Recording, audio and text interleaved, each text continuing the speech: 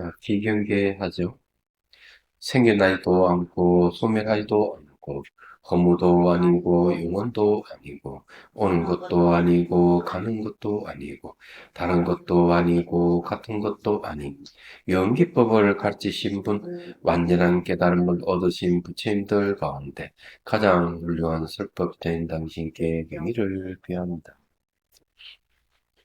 자, 118페이지 할 차입니다. 이제 카마라 신라의 이야기를 듣고 가겠어요. 달라이라마 수행을 말하다. 자, 이와 같이 세속제의 보리심을 일으키고 나서 승의제의 보리심을 일으키기 위하여 노력해야 한다. 승의제의 보리심, 그것은 출세간이 것이고 모든 희론이 정멸하며 극히 청정하고 성의의 행의 대상이며 무결하고 흔들림 없다.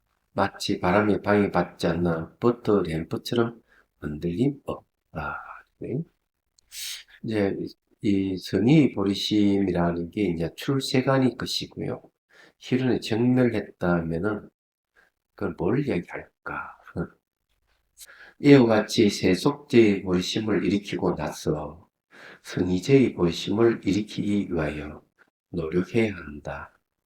성의제의 보리심, 그것은 출세간의 것이고 모든 희론이 정멸하며 극히 청정하고 성의의 행의 대상이며 무결하고 흔들림 없다.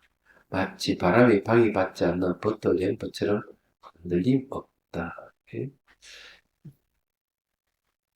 이게 이제 세속제의 보리심이라는 거는 이제 내가 깨달음을 얻어서 중생을 구제하겠다 하는 마음이 이제 세속제의 보리심이에요.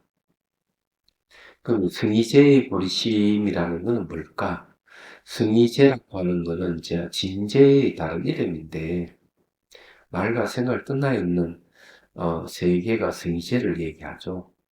그런 게 뭐가 있는데 공성을 얘기합니다. 그 승의제의 보리심을 이제 일으키기 위하여 노력해야 된다. 이렇게 했는데, 이 승의제의 보리심을 이제 출세간이 것이고, 희론이 정멸됐고, 극히 청정하고, 승의의 행의 대상이고, 무결하고, 흔들림 없다. 이랬어요. 그죠? 흔들림 없는 거, 무결한 거, 승의의 행의 대상, 청정, 정멸, 그 다음에 희론, 희론이 정멸했는 것, 그 다음에 이제 출세간일 것이고, 예, 6개는 되네요. 이 승의의 제의 버리심을 그 설명하는데 6가지를 들어서 얘기를 했어요. 그럼 승의제의 궁극적인 버리심이 뭐냐? 이러면 공성입니다. 딱 이렇게 한마디로 하면 왜 공성이 승의제의 버리심이라 할 수 있느냐 하는 게 있어요. 공성은 이제 다른 말로 평등을 얘기합니다. 그러면은 이제 뭐하고 연결되는가 하면 세속의 불평등, 차별하고 연관이 있는 것이죠. 뭐 이런 얘기 들어봤죠, 그죠? 예. 사람이 죄를 지었더라도 사람을 미워하지 말고 죄를 미워하라. 네, 이런 말 하고 있는데, 그게 이제 마음의 본성은 완전 무결하다. 번뇌도 없고 죄가 없다. 이런 얘기예요. 그러면 그 사람이 막 그 잘못을 저지르려고 하는 것은 무지, 번뇌에 휩쓸려가서 그렇게 한 것이다. 이렇게 이제 보고 있는 거죠. 근데 이런 말에는 어떤 뜻이 있는가 하면은 내 청정한 마음하고 번뇌의 마음이 서로 만나면 어떤 일이 벌어질까 하는 거죠. 청정한 마음과 번뇌의 마음이 딱 만나면은 청정한 마음은 불생불멸이에요. 공성이에요. 얘기하는 거. 생멸이 없어요. 그렇지만 번뇌의 마음은 생멸하기 때문에 둘이 탁 만나면은 번뇌의 마음이 이제 부서지는 거예요. 사라지게 돼 있는 거죠. 그래서 여기서 이제 성의제의 보리심이라 하는 공성을 이야기하기 때문에 이걸 일으켜라 하는 얘기예요. 그 공성을 제대로 알고 공성의 마음을 드러내면은 이제 저절로 번뇌는 없어진다. 그리고 그것이 자기 개인의 문제만이 아니고 사회적인 문제까지도 정화를 할 수 있는 힘이 거기서 나온다는 거죠. 그래서 먼저 복과 지혜를 많이 쌓아야 돼. 복력을 많이 갖춘 사람이 이 공성에 대한 지혜가 생기면 사회에 엄청난 영향을 줄 수 있는 거죠. 그렇지 않으면 힘이 약해서 안 된다. 네. 네. 자, 그러면 이제 달라이 라마스의 말씀을 들어보죠. 앞에서 설명했듯이 속죄 또는 세간의 버리심은 연민으로 중생을 구제하고자 하는 서원의 버리심을 말하는 것이다. 그렇다면 성의의 버리심이란 무엇일까? 무엇이 출세간이고 무엇이 세간일까? 이에 대해서는 다양한 설명이 가능하다. 세간은 일반적인 중생들의 특정한 수준을 지칭한다. 출세간 또는 탈숙은 수승한 존재 또는 성의의 높은 수준을 일컫는 말이다. 우리가 처음 견도의 단계를 성취했다면 출세간의 단계를 성취할 수 있다. 견도를 성취하기 이전에는 그저 공성을 알름파리로 이해할 수 있는 수준에 그치지만 견도를 성취하면 공성을 제대로 깨달은 것이다. 그래서 여기에 이제 이 중요한 이유가 깨닫는 견도라 하는 공성을 깨닫는 거예요. 그래서 원효 스님께서 공의 뜻이 깨달음의 뜻이다고 분명하게 이제 얘기를 하는 거죠. 그 이전에는 견도 이전에는 공성에 대해서는 그냥 자기의 그 지식으로 그냥 아는 거고 견도의 깨달음은 이제 공성을 체득하는 거죠. 몸으로. 이제 이런 차이가 있다는 걸 이제 얘기를 하는 겁니다. 그래서 이제 이 공성을 제대로 깨달았다면 그 이 공성이 뭐냐? 바로 성의의 벌심이다. 이렇게 얘기를 하는 겁니다. 자, 우리가 읽고 있는 이 수행의 단계 중편은 육아행 자립논전 중간학파에 속한 논서이다. 그러니 이 논서의 한정에 설명할 때는 자립논정 중간학파의 체계에 따를 것이나 보다 세세하게 설명할 때는 기류논정 중간학파의 전통에 의거할 것이다. 뭐 무슨 말인지를 여기에 추를 한번 보죠. 일반적으로 자립논정 중간학파는 자신이 주장을 내세우고 기류논정 중간학파는 자신이 주장을 내세우지 않는 채로 상대방의 주장을 언파하여 간접적으로 자신의 주장을 드러낸다고 한다. 이게 아주 중요한 차이점입니다. 자립논정하고 기류논정의 차이예요. 자기 주장을 내세우는 거하고 주장을 내세우지 않고 상대의 주장을 논파하는 것이 기류논정이라는 거죠. 이 두 학파 모두 기륜논증법을 사용하고 있기 때문에 자립논증파는 정립적 기륜논증 중간학파, 기륜논증파는 비정립적 기륜논증 중간학파고 부르는 것이 타당할 것이다. 갤록파에서는 기륜논증 중간학파를 최상으로 여기고 있다. 예. 그런 이제 자립논정이라는 말은 뭘 얘기하는가 하면은 자기 주장을 내세워서 상대의 잘못을 논파하는 방법이에요.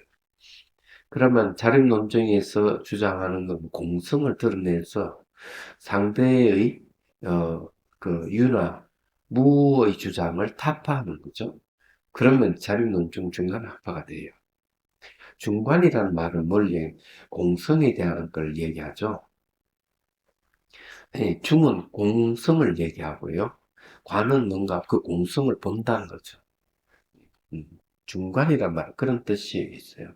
그런데 이제 기류논증이라 하는 거는 무슨 말이냐면요. 상대의 잘못을, 스스로가, 잘못을 인정하게 하는, 잘못을 드러내게 하는 방법을 써요. 예, 기륜논증이라 하는 거. 기류라는 게 이제 그런 겁니다. 예, 돌아갈 기자 쓰죠. 예, 잘못을 돌아가게 하는 거죠. 그런데 중요한 거는 공성을 드러내는 게 아니다, 이게요. 공성을 주장해서 상대를 못하는 게 아니다, 이게. 이게 중요한 거죠. 자립논증은 자기, 이, 그, 공성을 드러내서 상대의 잘못된 걸 논파하는데 자립논증이에요. 기존은 그런 방법을 안 쓴다. 그럼 어떻게 해서 상대의 잘못을 그래 공성을 드러내지 않고도 공성을 주장하지 않고도 상대가 주장하는 잘못을 논파할 수 있을까? 네, 상당히 중요한 거죠. 그래서 그 방법은 이런 거예요. 상대가 주장하는 논리를 가지고 예, 상대의 그 주장한 논리가 잘못됐음을 증명하는 겁니다. 예, 상대의 방이 주장하는 방법을 그대로 똑같이 써서 상대의 잘못을 논파하는 방법이죠. 굳이 공성을 드러낼 필요가 없는 그러면 공성을 드러낼 필요가 없는 이유가 있어요. 얘기하자면 공이라는 어떤 논리를 떠나 있기 때문에 공을 주장을 원래 할 수가 없는 게 맞는 얘기입니다. 그러니까 모든 공성 아닌 게 없는데 그 공을 논리적으로 다시 어, 설명할 필요가 없는 것이죠. 원래 그런 거예요. 그렇기 때문에 기류논증은 그걸 잘 알고 있기 때문에 그 말과 생각을 떠나는 공성을 어느 위에 올리지를 않는 겁니다. 대신에 어, 어떤 주장을 내세우는 순간부터 그것은 항상 오류에 빠지게 돼 있기 때문에 그래서 이제 어, 공이라는 논리를 펴지 않고도 상대의 논리를 가지고 상대의 잘못을 지적할 수가 있는 거예요. 그게 기준논증이에요.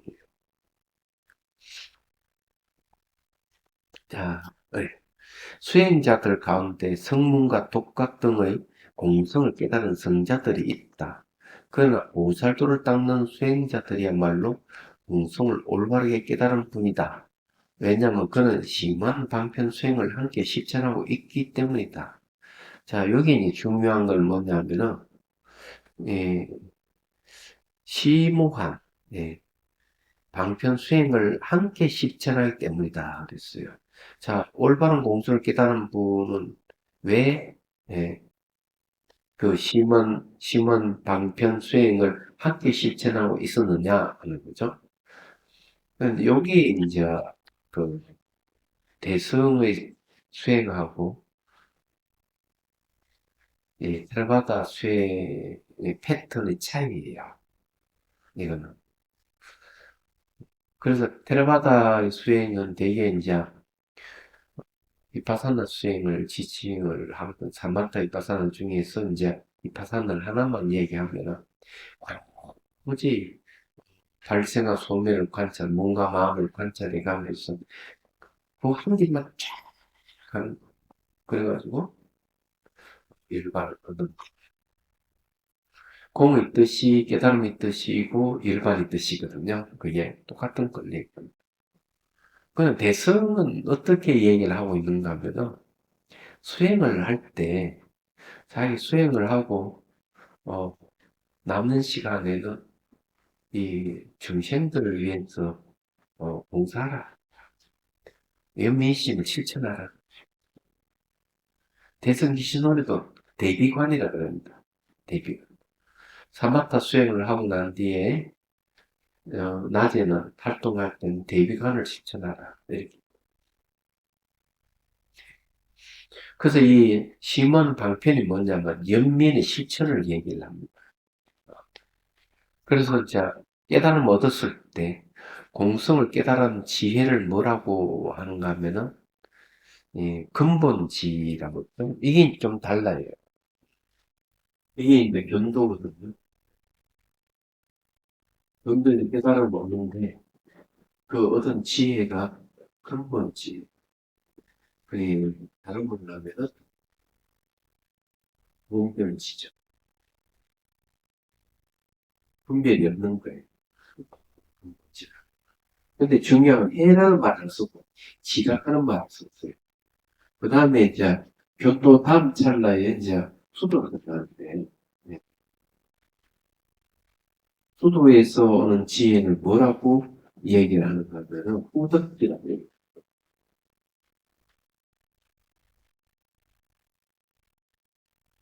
그럼 여기서 똑같은 지혜를 써요. 또 뒤에 오는 지혜라는 건 뭔가 같아요? 중생을 돕는 지혜. 중생이 근기에 잘 봐가지고 그 근기에 따라서 법을 설해주고 이끌어주는 지혜들. 이런 지혜는 있다. 그 다음에 완전한 깨달음을 뭐를 얘기하냐면, 완전한 깨달음을 일치했다고 해요. 이것도 지라는 말을 쓰죠. 이게 공통점이 있었죠. 공통점을 먹고, 일체지도 역시 뭔가, 일체 모든 걸 아는 지혜를 얘기하는데, 여기는 연민이 들어가야겠죠. 지는 다르죠. 네. 지혜 플러스 연민. 그래서 항상 연민입니다. 중심부재, 중심부재할 때는 식장. 이 지가 왜 들어가느냐, 이렇게 얘기하면, 앞에, 어, 방편을 늘 썼기 때문에. 그러니까, 제 속의 고리심을 일으켜가지고, 내가 깨달아서 내가 중심을 부재하겠다, 이런 얘기 때문에, 그걸 실천하는. 그래서 막상 깨닫게 되면은, 이런 지를 쓰는 겁니다. 심오한 방편 수행을 함께 실천하고 있기 때문이다. 공성에 대한 올바른 깨달음인 반야지는, 요도 지혜라는 말 쓰죠. 반야의 지혜는 이거죠.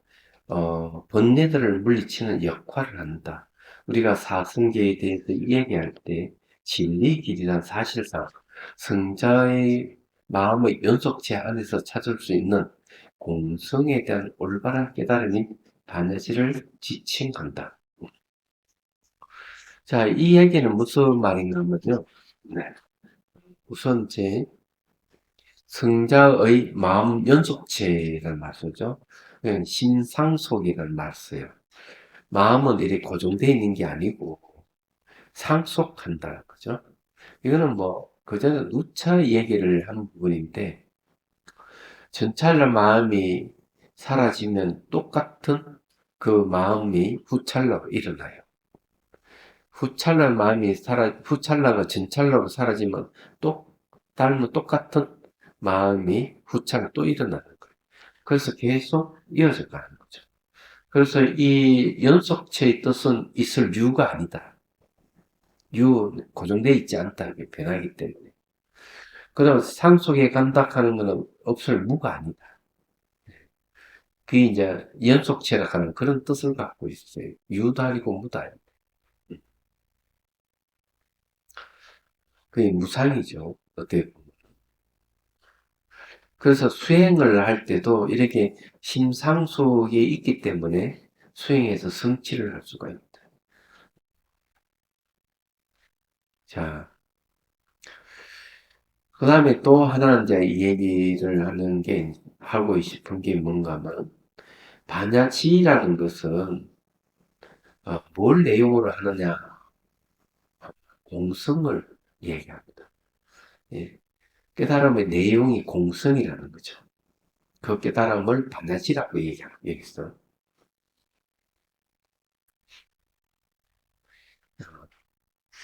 그럼 이게 중요한 공성이 바로 이 성의의 버리심이 됩니다. 그래서 여기에도 이 성의의 버리심은 모두 희론, 특히 16공, 20공, 20 등 다양한 어, 범주들을 떠나는 것이라고 한다. 현상의 숫자만큼이나 많은 공성의 범주가 있겠지만 만약 한 가지 공성이라도 제대로 깨달았다면 모든 현상의 공성도 깨달은 것이다. 모든 현상의 성의적 본질이 공성은 한 가지 맛이고 한 가지 맛인 일미를 얘기합니다. 성의의 본질인 공성은 한 가지 맛이고 동일한 성질을 가지고 있다. 공성이라 하는 건 한 가지만 동일한 성질을 가지고 있는 거예요. 이게 바로 성의를 얘기하는 거죠. 그러면 성의 보리심이라는 게 도대체 보리심이 여기서 어떻게 나오는지 성의는 알겠는데 보리심이 어떻게 나오느냐 하는 것은 제가 앞에 설명했듯이 이 공성은 평등을 얘기를 하기 때문에 불평등을 만나면은 이 평등이 불평등을 없애는 작용을 하는 거예요. 얘기하자면 거기서 뭐가 일어나 연민이 일어나. 그래서 큰 연민과 큰 사랑의 근원이 바로 공성이다 이렇게 얘기하는 거예요. 공성에서 대자 대비가 나오는 거예요. 이 공성은 불평등인 차별을 만나면 참지 못하고 없애는 작용으로 나타나는 거예요. 그래서 마음의 공성이라는 말이 그래서 마음공이라는 말이 이제 그래서 예, 대자 대비가 거기서 나오는 거예요. 그게 성의 버리심이에요. 그래서 앞에서 뭘 얘기했는가 하면은 그런 말을 해놨어요. 예, 바른 깨달음이 받아지는 번뇌들을 물리치는 역할을 한다. 이렇게 얘기고 있어요. 왜 번뇌들을 물리치는 역할을 하는데 깨달은 내용이 공성이기 때문에 그래요.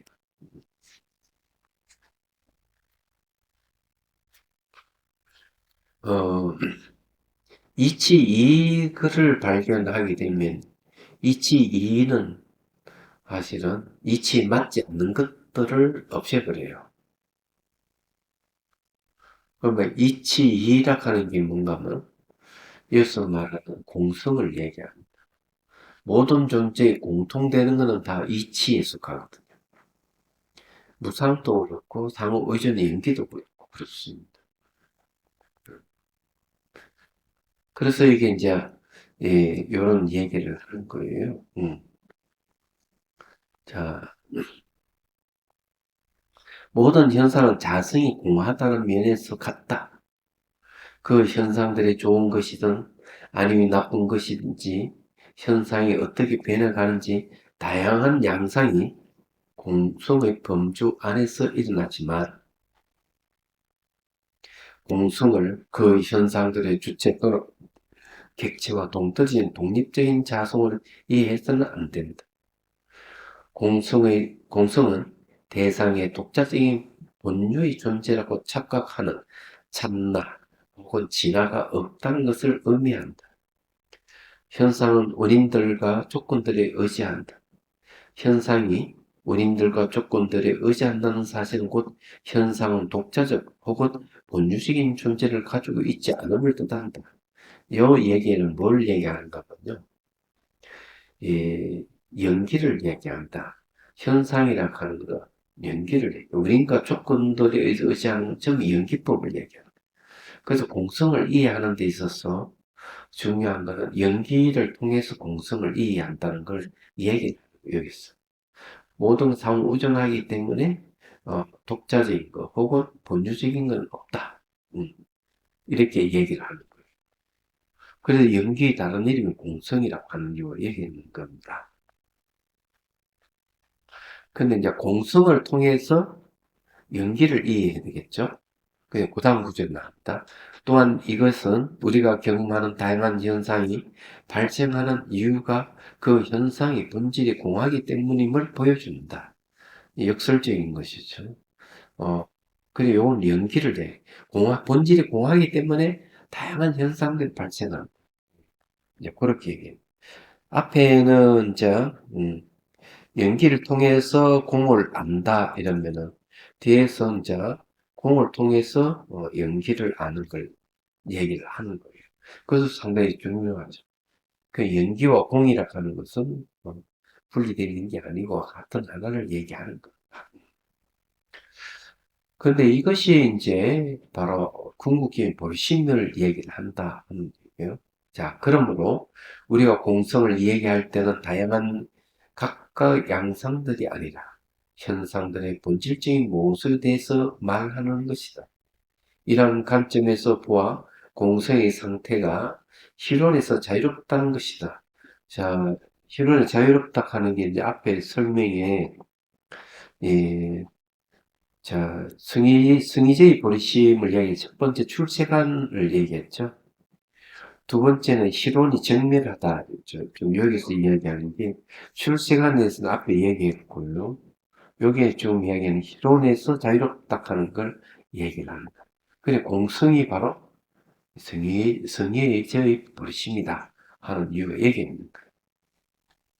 그 왜 그러냐, 이러면은, 공성은 출세관이기 때문에 세관을 없애고, 공성은 본질이 비에 있어서 어떤 견해가 없기 때문에 실론을 없애는 거예요. 그러니까 이 승의제의 버리심이죠. 그런데 버리심이라는 거는 결국 뭘 얘기하는가? 버리심은 중생을 구제하는 걸 얘기해요.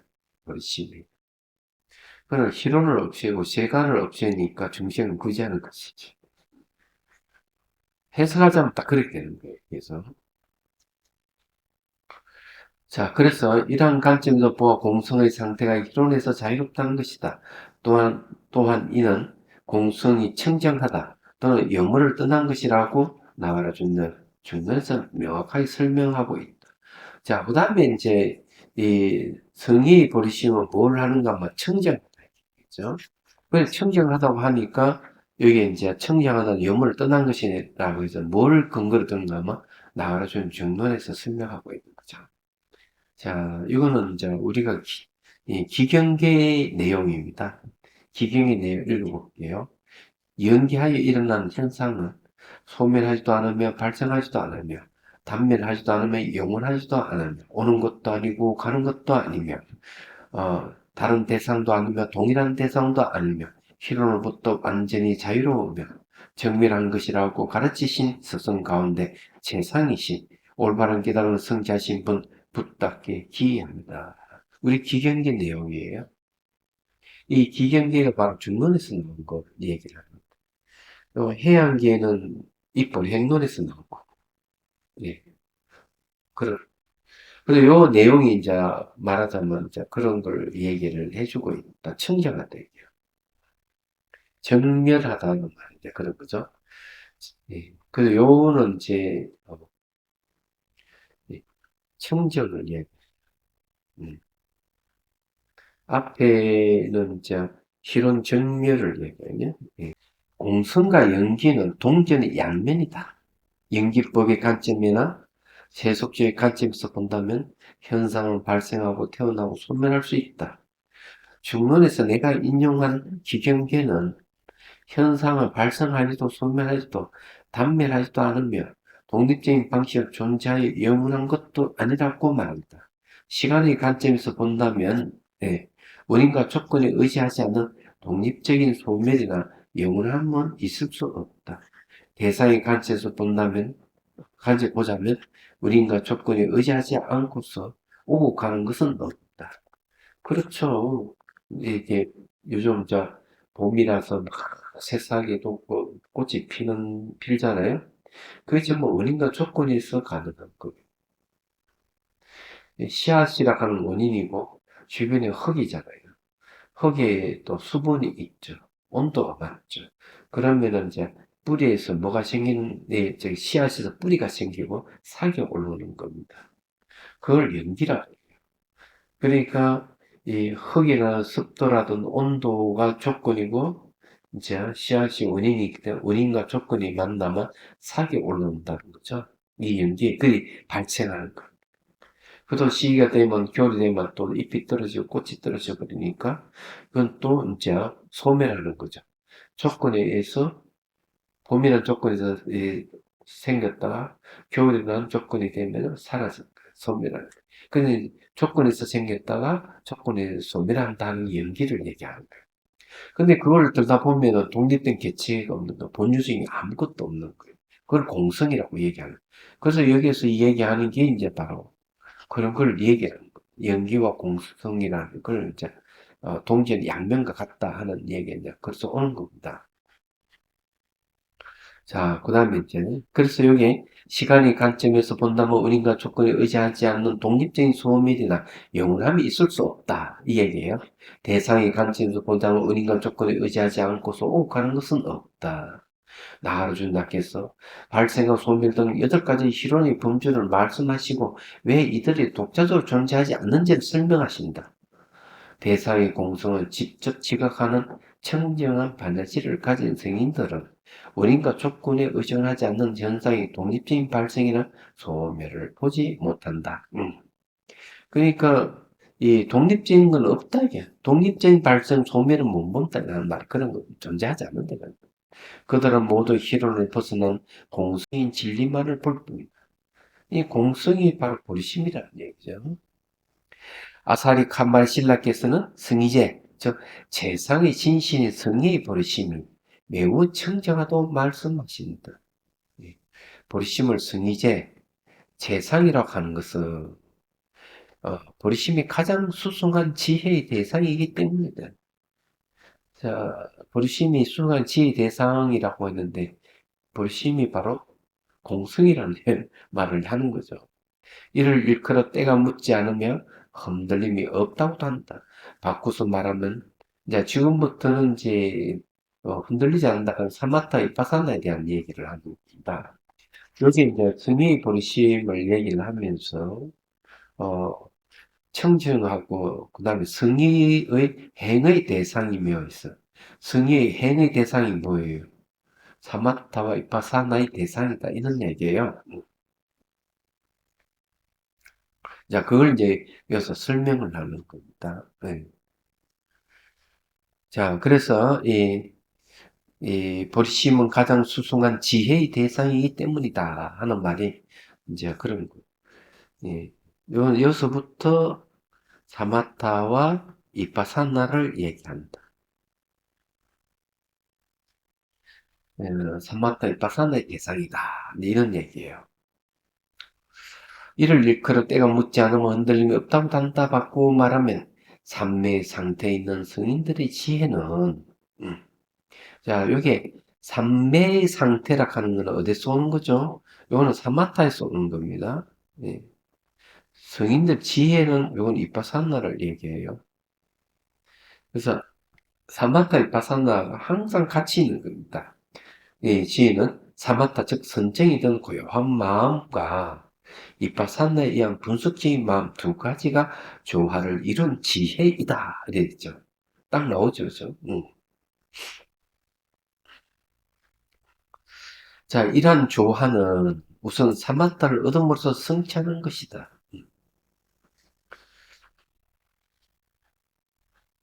그래서 이제 이 지혜락하는 것이 이제 그냥 이루어지는 게 아니라 항상 뒤에 순정이 뒷받침해주고 있다는 걸 얘기를 하는 거예요.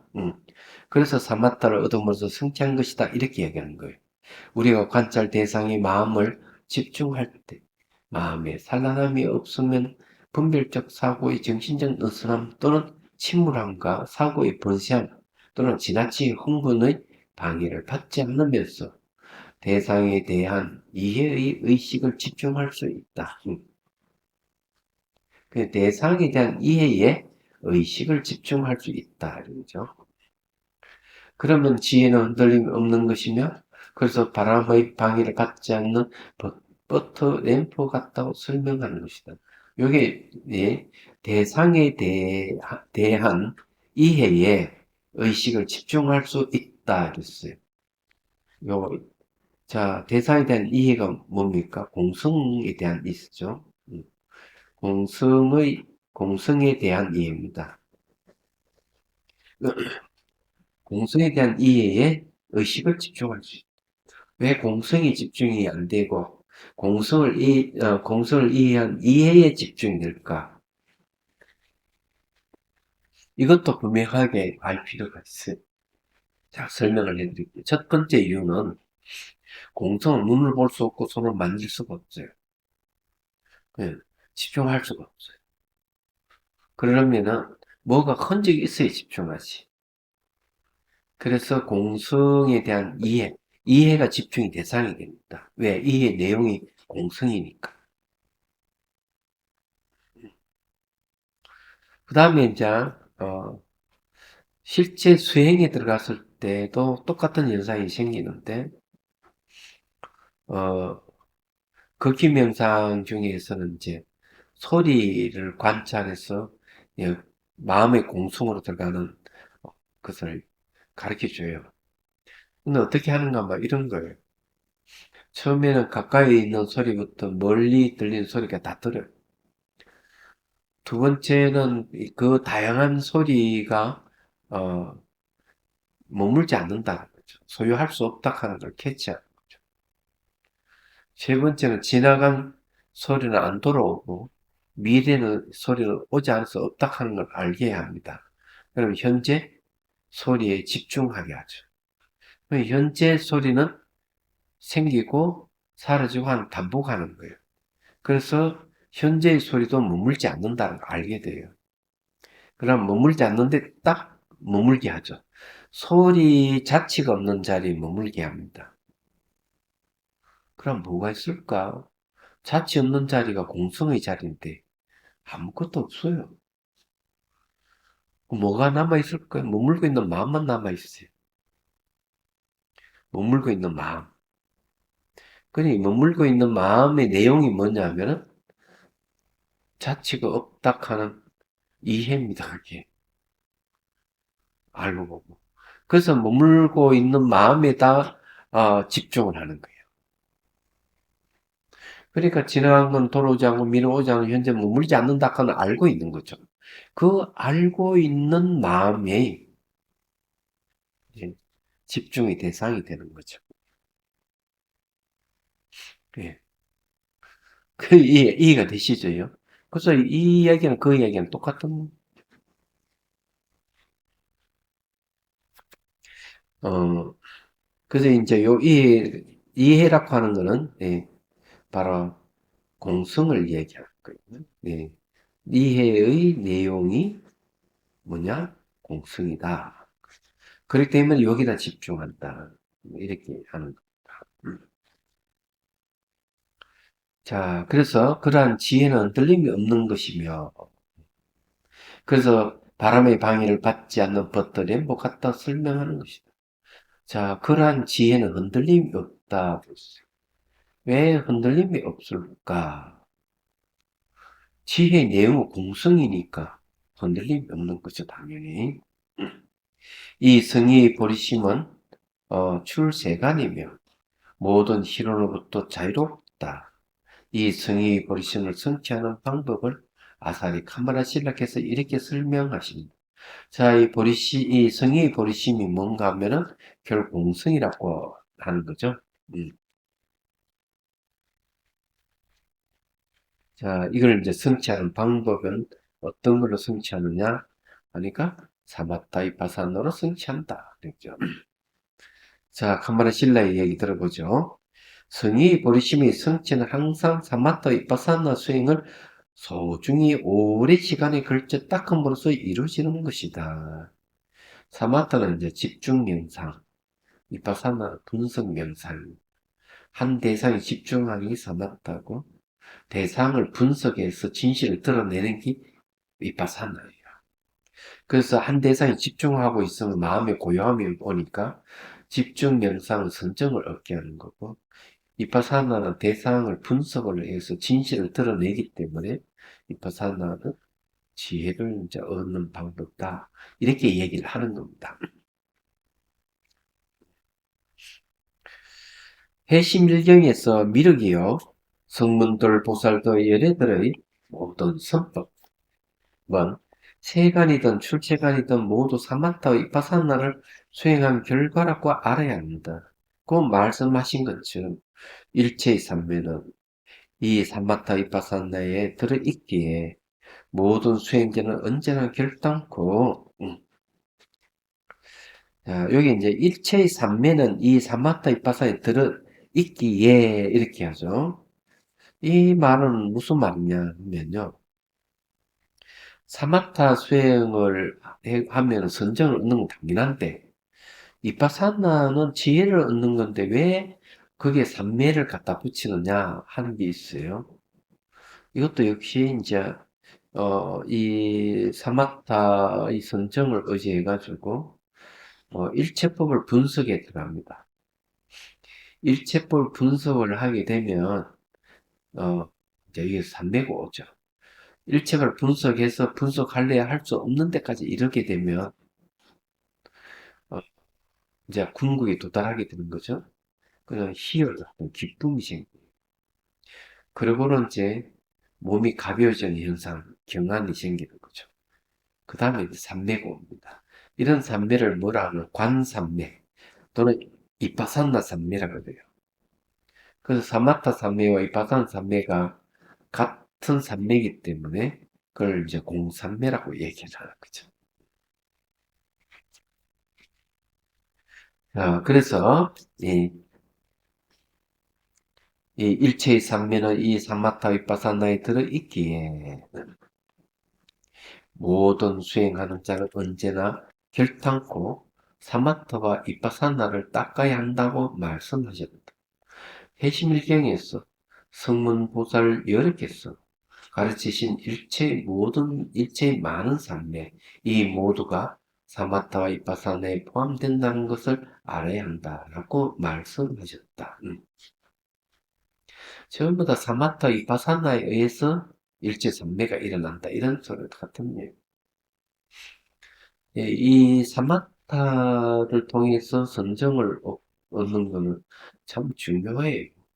저는 뭐 본산매, 근본산매라고 하는데 초선정을 근본산매라 하는데 이 초선정, 이선정, 삼선정, 사선정 이런 어, 선정을 저는 권장을 하진 않아요. 그런데 깨달음을 얻으려면 선정이 필요하다는 건 분명한 사실이에요. 그래서 대성에서는 대개 이제 욕계 선정으로는 안 된다고 이렇게 봅니다. 수행을 하면은 욕계 선정이 들어가면 제일 먼저 나타나는 현상이 몸이 사라지는 현상이 생겨요. 몸이 사라져 버리고 마음의 고요함을 유지하면서 욕계 선정이라고 얘기해요. 그 다음에 이제 어, 이 16가지 감촉이 일어나는 이제 선정으로 들어가면은 그것은 초선정을 얘기합니다. 이 왜 감각을 얘기해? 몸이 사라져도 감각은 있거든. 네. 그 다음에 이제 새끼 이선정이 들어가면 후각, 미각, 아니, 시각, 청각, 촉각이 없어버려요. 사라져. 그래, 이 기쁨이 있고, 기쁨은 사라져버려 즐거움만 있어요. 삼선정에 가면 즐거움도 사라졌죠. 사선정에 가면 불고불락의 경기가 호흡이 끊어져 버리는 현상이지. 마음의 움직임이 있는 돈 없는 돈 하는 거죠. 그런 식으로 이제 올라가는 거예요. 그 다음에 사공철화 해가지고, 이 무색계의 이제 정으로 들어가는데, 무색계의 정 첫 번째 공부면 처정에 들어가면 미시한 이 몸도 이제 없어버려요. 이제 정신만 남아요. 그 다음 식무면 처정, 무수의 처정, 그 다음 비상, 비비상 처정, 이렇게 가는 거죠. 그 대성에서는 이런 사성팔정을 어떻게 보느냐 하는 게 있어요. 대성은 내가 필요에 따라서 사선정을 얻을 수 있고 사공처를 얻을 수가 있다. 이렇게만 얘기를 해요. 필수가 아니라는 거예요. 그러면은 깨달음을 얻을 수 있는 선정은 뭐냐? 이렇게 하면 이 욕계 선정은 아니고 그렇다고 새끼 조선정도 아닌 선정이 있어요. 그 중간 선정이 있는 거예요. 그 중간 선정인데 욕계 선정이 아니기 때문에 새끼심 선정이. 네. 고개를 의지해서 일체법을 분석 사유할 수 있는 이빠사나를 전개할 수 있다. 이렇게 얘기를 하는. 조선정에 들어가면 사유가 끊어지기 때문에 안 된다는 거죠. 대성에서는 그렇게 얘기를 해요. 그 다음에 이제, 예, 테라바다 불교에서 이야기하는 열반을 얻는 데 있어서 굳이 그렇게 본 선정을 얻으면서 수행해서 이파사나 수행할 필요가 없다. 이렇게 얘기를 해요. 그럼 왜 그렇게 얘기를 하느냐면, 지혜는 반드시 선정을 의지해서 지혜가 생기는데, 그렇게 본 선정까지 갈 필요가 없이, 찰나 삼매면 충분하다. 그는 근접삼매죠. 근접삼매를 의지하게 되면 지혜가 생긴다는 거죠. 그래서 무상고 무아의 삼법인의 지혜가 생기면 이 지혜의 의지가 병정이 오고 그 다음에 선정이 오고 그 다음 열반이 들어가는 거예요. 그래서 이제 그런 이야기를 하고 있다 하는 겁니다. 그래서 이 테라와다 불교에서 하는 방법은 대승이나 똑같이 선정의 중요성은 얘기를 하는데 방법은 좀 차이가 좀 있죠. 그런 거 보면. 이 몸이 사라지는 현상, 선정이 들면 몸 사라지는 건 전부 다 욕계 선정이에요. 오염락이 남아있어요. 그런데도 이제 욕계 선정이라고 징표를 얘기하러 가는 몸이 없다는 얘기예요. 근데 이파사나에서는, 이파사나 16단계, 5번의 단계죠. 몸 사라짐이 지혜를 얻는 단계에 가면 몸이 없어요. 어, 근데 선정이라는 말을 안 쓰죠, 거기는. 음. 네, 지혜가 이제 주기 때문에 그럴 것이다. 네, 이렇게 얘기를 할 수 있습니다. 자, 봅시다. 자, 외부 대상의 마음이 뺏기지 않는 적 산란하지 않는 상태를 말하는 이때 마음이 안정되고 관찰 대상에 집중한 처럼 머물며 정신적 느슨함과 사고의 번세함으로부터 자유롭다. 또한 이러한 상태를 하나의 대상이 오롯이 머무는 정열하고 부르며 마음이 고요해졌다는 거죠. 이런 안정된 상태에서 마음의 환희를 성취할 수 있다. 이건 중요한 말이 뭔가 하면요. 이런 안정된 상태의 마음의 환희를 성취할 수 있다. 이게 이제 선정의 특징입니다. 초선정을 얻게 되면 거기에 뭐가 있느냐. 기쁨과 즐거움이 포함되어 있어요. 한 대사에 고도히 집중하게 되면 기쁨이 일어나요. 근데 자기는 집중을 아주 마음이 아주 고요하고 그 외엔 아무것도 없다 이렇게 얘기하는 사람은 아직 조선적인 못 도달한 거죠. 아주 고도히 집중하고 있으면 기쁨이 생겨야 되는데 애초 기쁨이라 하는 거 없고 고요함만 있다 이러면 아직 멀었다 이렇게 보는 거예요. 기쁨만 있는 게 아니고 그냥 아주 고요함도 있는 거예요. 저게 몸으로 오는 행복감도 있는 거예요 이게. 음. 그런 게 이제 초선정에서 온단 말이에요. 초선정에서는 그런 것만 있는 게 아니고요. 심사가 있어, 심사. 대상에, 어, 대상에 대해서 딱, 집중하려면 마음의 대상에 갖다 대야 되잖아요. 그걸 심이라고 그래요. 지속적으로 계속, 지켜보려고 그러면 사가 있을 때, 사를 살필 사예요. 자세하게 살피는 거. 이런 게 이제 있는 거예요. 그래서 이제 그런 것이 있으면, 이 조선정이구나. 이렇게 보면 되는 겁니다.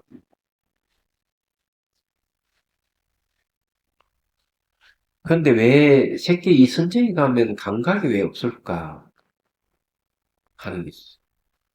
새끼 이선정이 들어갈 때는 마음을 바깥 대상에 집중하던 게 안쪽으로 돌아서 버려요. 그 안의 청경을 얘기를 할 때는 감각의 시각, 청각, 촉각이 소멸해 버리는 거죠. 그게 이제 완전 소멸은 아니에요. 어, 조건에 의해서 그래서 초선정과 이선정 사이에 예를 들어 모기가 날라와가 콕 찌른다 이러면은 초선정 있을 때 목에 찌르면 아픔이 와요. 느낌이 있거든.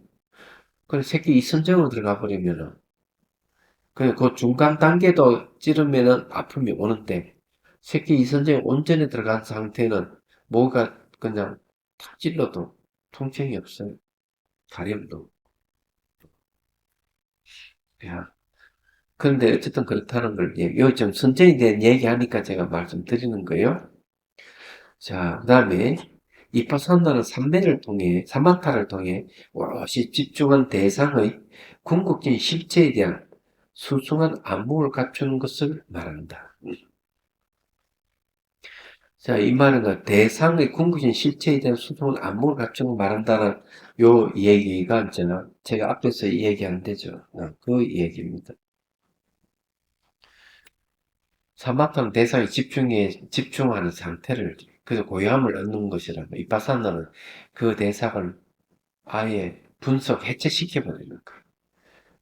해체해가지고 진실을 드러내는 거죠. 그래서 이 수승한 안목을 갖춘다는 거 하는 겁니다. 궁극의 실체에 대한 수승한 안목을 갖추는 것을 말합니다. 여기에는 두 종류의 관이 있는데, 예, 세관과 출세관의 관이다. 각각의 대상에 따른 각각의 통찰력이 있겠지만 여기에서는 공성에 집중하는 마음 상태를 말합니다. 자, 세간 이파사나가 있고요. 출세간 이파사나가 있다. 세간 이파사나는 이제 시간과 공간의 제약이 있는 이파사나라는 말인데 그 말 무슨 말인가 하면 그냥 현상만 보고 있는 걸 세간 이파사나라고 그러고 출세간 이파사나는 그 대상을 어, 일어나고 사라짐을 관찰하는 거죠. 발생과 소멸을 관찰하면은 이제 직관적 분석이 일어나요. 그래서 그 대상이 실체가 없다든지 자아가 없다든지 이런 걸 알게 되는 거예요. 그러면 그건 출세간 이파사나가 됩니다. 특히 무아나 공성은 세간을 떠난 거거든요. 그래서 출세간 이파사나 수행한다. 그래서 제가 늘 얘기했던 그런 수행자들이 이파사나 수행하시는 분들 현상만 보고 있으면 그거는 세간 이파사나를 하는 거고 출세간 이파사나 하시는 분들은 그 현상이 생기고 사라지는 걸 관찰을 예. 그게 정신현상이든 물질현상이든 생기고 사라지는 걸 관찰하는 분은 출세간 이파사나 말하는 그래서 이제 움직일 수 있는 게 아무것도 없다. 이렇게 얘기하는 거죠. 움직일 수 있는 게 아무것도 없다 하는 건 무소유를 얘기합니다. 생기고 사라지는 데는 소유할 수 있는 게 아무것도 없죠. 그래서 이제 일어나는 순간 자체가 없고 사라지는 순간 자체 없음을 봐야 돼요. 그러면은 이제 그 세계는 한결같아요. 그 자리는 생기고 사라지는 게 없어요. 그 출생하는 게 그때가. 자, 샤카문이 부탁했으니 이들 사마타 이파사나 수행 둘 다 가르쳐 줬고 이 둘은 모든 삼매의 단계를 성취할 수 있는 유일한 방법이다.